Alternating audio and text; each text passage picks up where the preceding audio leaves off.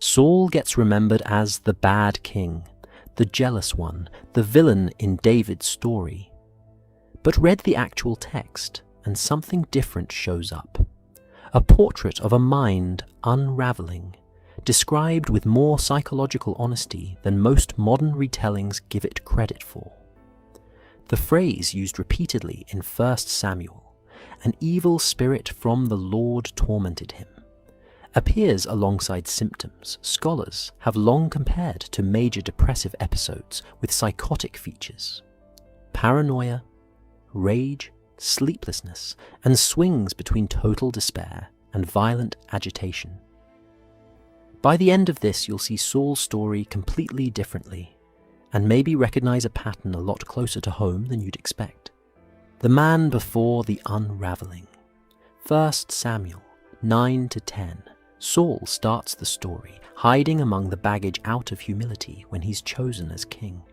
He's described as taller than everyone, but timid, reluctant, uncertain he deserves the role at all. This isn't a man who started power-hungry. He started afraid of the very thing that would eventually consume him. The turn. 1 Samuel 16:14. The Spirit of the Lord had departed from Saul, and an evil spirit from the Lord tormented him. Immediately after, the text says, music was the only thing that gave him relief. David is brought in specifically to play the harp and calm him. Music therapy as an intervention for severe agitation and mood disorders is a documented, evidence-based clinical practice today. The text describes Saul's court, instinctively reaching for a version of it 3,000 years before it had a clinical name. The Bible doesn't describe a man calmly choosing cruelty. It describes a man in genuine torment, being soothed the only way anyone around him knew how.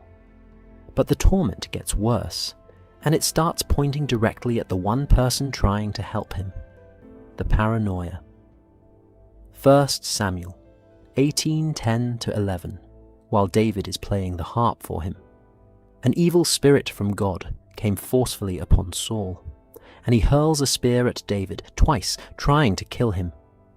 Notice the pattern. The person actively soothing his pain becomes the target of his most violent episode. That's not random cruelty. That's one of the most recognizable patterns in untreated psychological torment. The people closest to the suffering often absorb the worst of it. Clinicians who study paranoid ideation note that the people a sufferer trusts most are frequently the first to be recast as threats once paranoia sets in, precisely because closeness makes their perceived betrayal feel more dangerous, not less. 1 Samuel 18:12, right after the spear is thrown, the text says Saul was afraid of David, not angry at him, afraid. Even Saul's own violence is described alongside fear, not just malice. What the Bible isn't doing here. None of this erases what Saul did. He tried to kill David repeatedly, hunted him across the wilderness, and ultimately died having wasted the kingdom he was given. The text doesn't let him off the hook for the harm he caused. What it does do, and this is the part almost no sermon points out, is refuse to reduce him to a cartoon villain. It shows torment and consequence sitting in the same man, at the same time, without pretending one cancels out the other. 1 Samuel 15:35 says Samuel mourned for Saul until the day he died, not celebrated his downfall, mourned him. Scripture's own prophet treats Saul's collapse as a tragedy, not a triumph. If you've ever watched someone you love turn their pain into something that hurt the people closest to them, or been that person yourself, Saul's story isn't ancient history. It's one of the oldest, most honest descriptions of that exact pattern ever written down. Next, a king who's remembered as one of the greatest men in Scripture, and did something that, stripped of the softening, is a serious abuse of power. We're not going to look away from it.